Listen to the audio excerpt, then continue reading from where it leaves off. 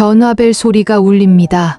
명절 일주일 전부터 시작되는 이 익숙한 멜로디에 제 심장은 조건반사처럼 쿵 내려앉습니다. 며느리예요. 수화기를 들기도 전에 이미 온몸이 긴장합니다. 어머니, 이번 명절에는요. 그녀의 목소리가 들리는 순간 저는 숨을 멈춥니다. 무슨 말이 이어질까? 또 무엇을 준비해야 할까? 머릿속이 복잡해집니다. 저는 김정순, 69살입니다. 평생 남편과 자식 뒷바라지만 하며 살아왔습니다. 우리 아들은 착하지만 우유부단한 성격이에요. 결혼 후 경제권은 모두 며느리가 쥐었습니다. 아들은 꼭 처갓집의 대릴사위 같아요. 오늘 친정 가자. 내일도 엄마 집 들러야 해. 라고 며느리가 말하면 아들은 고개만 끄덕입니다. 아들은 손주들이 있으니까 참고 산다고 했어요. 그 말을 들을 때마다 가슴이 먹먹합니다. 처음 아들이 결혼한다고 했을 때 저는 다짐했습니다. 며느리에게 편하게 해주자. 옛날 시어머니처럼 시집살이 시키지 말자. 눈치 보게 하지 말자. 그런데 이상합니다. 시간이 지날수록 며느리 눈치를 보는 사람은 바로 저입니다. 며느리는 똑똑하고 당당합니다. 시어머니라도 제 앞에서도 할 말은 다 합니다. 그 솔직함이 때론 칼날처럼 날카롭게 느껴집니다. 며느리의 말 한마디 한마디가 제게는 긴장의 연속입니다. 어머니, 이번엔 이렇게 해주세요. 저건 안 해도 될 것 같아요.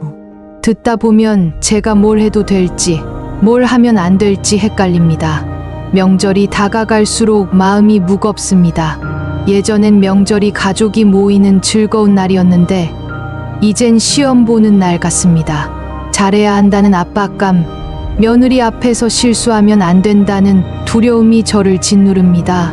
전화벨 소리 하나에도 이렇게 마음이 흔들리는 제 자신이 초라하게 느껴집니다. 아들이 처음 며느리를 데리고 왔던 날이 아직도 생생합니다. 현관문이 열리고 며느리가 들어섰을 때 저는 긴장한 채 웃음을 지었습니다. 예쁘고 똑부러져 보이는 외모에 안도했던 기억이 납니다. 인사를 나누고 식탁에 앉았을 때였습니다. 어머니, 저희는 고기 위주로 식사하거든요. 명절 때도 그렇게 준비해 주시면 좋겠어요. 그녀는 환하게 웃으며 말했습니다. 순간 저는 멈칫했습니다. 배려인가? 요구인가? 아들은 옆에서 엄마, 와이프가 고기를 잘 먹어요 라고 거들었습니다. 둘이 주고받는 모습을 보며 묘한 기분이 들었습니다. 뭔가 제 자리가 아닌 것 같은 객석에 앉아 공연을 보는 듯한 느낌이었습니다. 그래도 저는 고개를 끄덕였습니다. 그래, 알았어. 고기류로 준비할게. 우리 집 명절에는 늘 해물찜을 해서 먹었습니다. 아들과 먼저 하늘나라 간 남편이 매콤한 해물찜을 좋아했었거든요. 해물찜 한 솥에는 우리 가족의 시간이 담겨 있었습니다. 하지만 아들이 해물찜을 좋아하고 잘 먹어도 며느리의 관심 밖이었습니다. 명절이 다가오면 전화가 왔습니다. 어머니, 해물찜은 안 해도 돼요. 저희 안 먹거든요. 단순한 한마디였지만 가슴 한켠이 싸늘해졌습니다. 아들이 좋아하는 해물찜을 며느리의 전화 한 통에 하지 말아야 하는 건가? 저는 며느리가 자기 생각을 당당하게 표현하는 걸 이해하려고 애썼습니다. 요즘 젊은 세대는 솔직하게 말하는 게 좋은 거라고, 숨기고 참는 것보다 낫다고 스스로를 다독였습니다. 하지만 밤에 혼자 누워 있으면 의문이 고개를 듭니다. 나는 왜 며느리에게만 맞춰야 하지? 내가 원하는 건, 내 생각이 존중되는 건 중요하지 않은 건가? 며느리는 자기 입맛을 당당히 말하는데 나는 왜 내 마음을 말하면 꼰대가 되는 걸까? 이런 생각을 하는 제 자신이 옹졸해 보여서 더 괴롭습니다. 가끔 며느리가 용돈을 줍니다. 명절이 끝나고 돌아갈 때 혹은 생일 때 봉투를 꺼냅니다. 어머니, 이거 쓰세요. 웃으며 건네는 그 봉투를 받을 때마다 마음이 복잡합니다. 고맙죠. 자신들도 아이들 키우면서 돈 많이 들어갈 텐데 이렇게 시어머니를 챙긴다는 게 얼마나 귀한 일인지 압니다. 그런데 며느리는 용돈을 주면서 꼭 덧붙입니다. 저희도 집 대출 때문에 빠듯한데 그래도 어머니는 챙겨드려야죠. 순간 봉투가 무겁게 느껴집니다. 고마우면서도 은근히 유세하는 듯한 느낌. 내가 받아도 되는 건지 미안한 마음이 동시에 밀려옵니다. 며느리는 효도한다고 생각하겠지만 저에게는 왠지 빚진 기분이 듭니다. 명절에 손주들 얼굴만 봐도 행복합니다.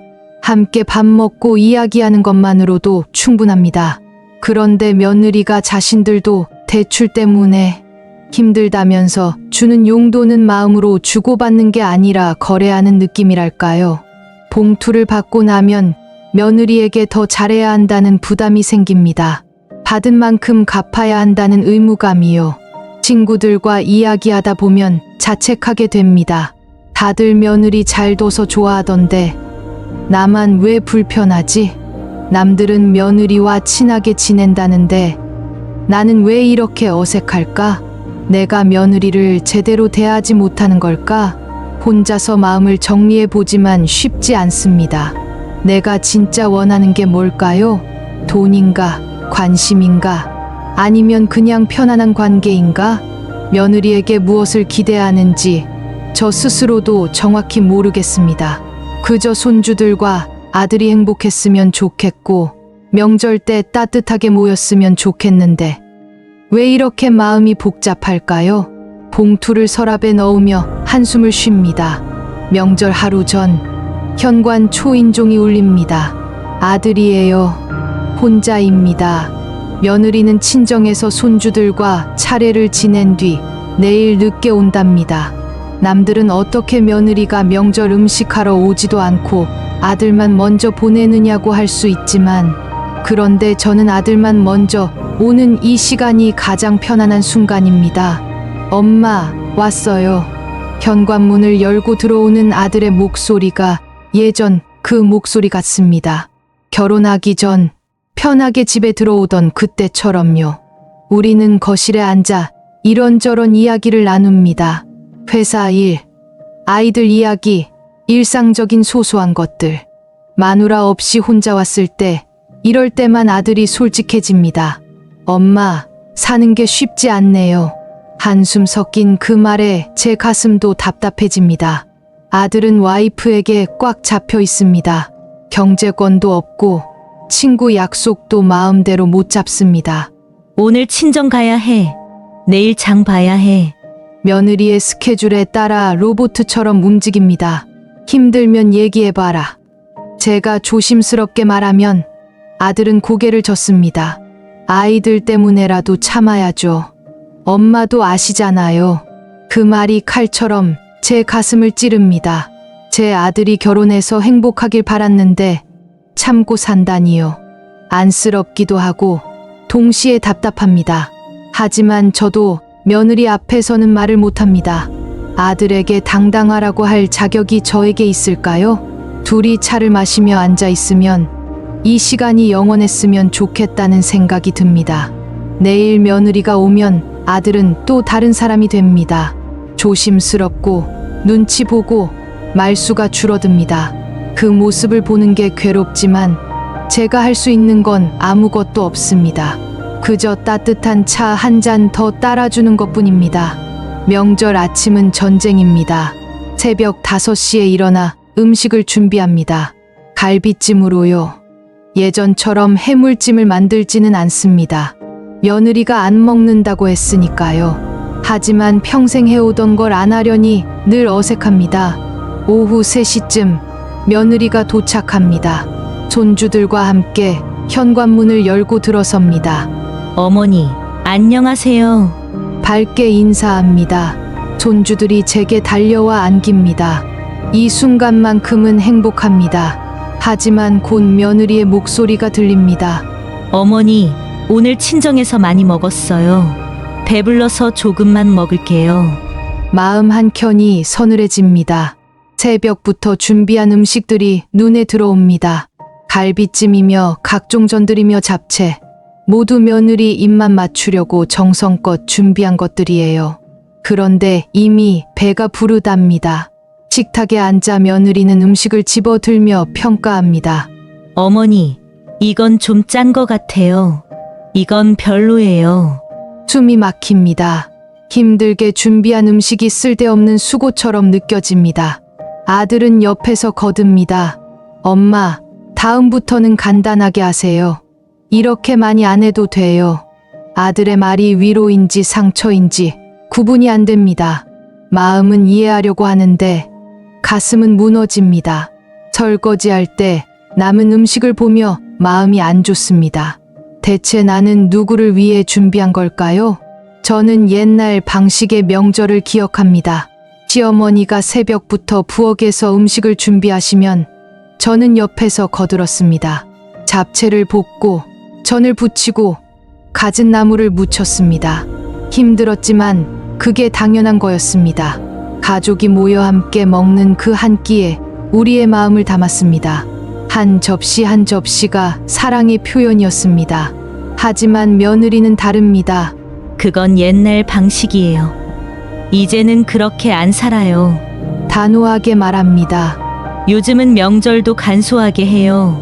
배달 음식 시켜 먹어도 되고요. 그 말을 들으며 제 마음속에 균열이 생깁니다. 내가 평생 지켜온 방식이 시대에 뒤떨어진 건가? 정성이 구시대적인 건가? 며느리는 솔직합니다. 거짓말을 안 합니다. 할 말을 다 합니다. 요즘 사람들은 그게 좋은 거라고 하죠. 숨기고 참는 것보다 표현하는 게 건강한 관계라고요. 머리로는 이해합니다.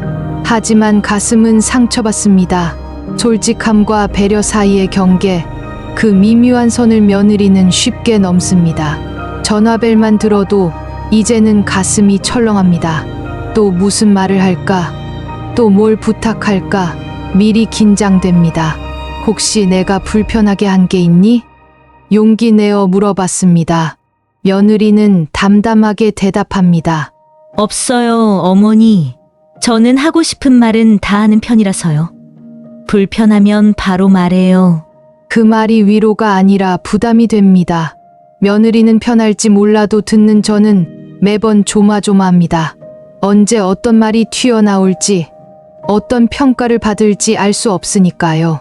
세대 차이라는 말로 이해하려 하지만 상처는 세대를 가리지 않습니다. 명절이 끝나고 집은 다시 조용해집니다. 손주들의 웃음소리도 며느리의 목소리도 사라진 빈 거실에 혼자 앉아 있습니다. 텔레비전을 켜지만 무슨 프로그램인지 눈에 들어오지 않습니다. 머릿속은 온통 오늘 하루의 재생입니다. 내가 뭘 잘못했을까? 어디서부터 꼬인 걸까? 밤새 되새깁니다. 침대에 누워서도 잠이 오지 않습니다. 천장을 보며 생각합니다. 처음부터 잘못된 걸까? 며느리에게 편하게 해주자고 한 그 다짐이 오히려 나를 어렵게 만든 건가? 눈치 보지 말라고 했더니 정작 눈치 보는 사람은 저입니다. 할 말을 하라고 했더니 제 마음을 말할 틈이 없습니다. 며느리도 힘들겠지. 스스로를 다독입니다. 직장 다니면서 아이들 키우고 시댁 신경 쓰고 친정도 챙기고 요즘 며느리들은 정말 바쁩니다. 저처럼 집에만 있던 시대와는 다르죠. 이해하려고 애씁니다. 며느리의 입장이 되어보려고 노력합니다. 하지만 이해한다고 해서 상처가 아물지는 않습니다. 설거지를 하며 중얼거립니다. 이러려고 며느리 맞았나? 내가 뭐 하는 건가? 싱크대에 쌓인 그릇들을 닦으며 눈물이 핑 돕니다. 혼란스러운 마음 속에서 답을 찾으려 하지만 쉽지 않습니다. 내가 나쁜 시어머니인 걸까? 며느리가 너무 당당한 걸까? 아니면 둘 다 틀리지 않은데 그냥 안 맞는 걸까? 밤은 깊어가고 제 마음도 함께 깊어집니다. 아침이 밝았습니다. 거울을 봅니다. 어느새 주름이 깊어진 제 얼굴이 보입니다. 69살. 이제 할머니입니다. 며느리와의 관계가 편하지는 않지만 그렇다고 안 볼 수도 없습니다. 아들이 있고 손주들이 있으니까요. 가족이란 이름으로 묶인 이 관계는 제 선택과 무관하게 계속됩니다. 결국 결론은 하나입니다. 며느리가 불편해도 섭섭해도 이 관계를 이어가야 한다는 것. 완벽할 수는 없습니다. 서로 만족하는 관계도 아닙니다. 하지만 포기하고 싶지는 않습니다. 손주들의 웃음을 보면, 아들의 가정이 유지되는 것을 보면 참아야겠다는 생각이 듭니다. 며느리의 방식을 이해하려 노력하고 제 마음도 조금씩 내려놓으려 합니다. 명절 음식을 조금만 준비하는 것, 며느리의 말에 덜 상처받는 것, 전화벨 소리에 덜 긴장하는 것, 작은 것부터 바꿔보려 합니다. 오늘보다 내일이 조금 덜 힘들면 되는 거 아닐까요? 시어머니로서의 숙명입니다. 정답은 없을지 몰라도 나름의 방법은 있을 겁니다. 시간이 약이라고 했듯이 시간이 지나면 조금 나아지겠죠. 그렇게 믿으며 오늘을 살아갑니다.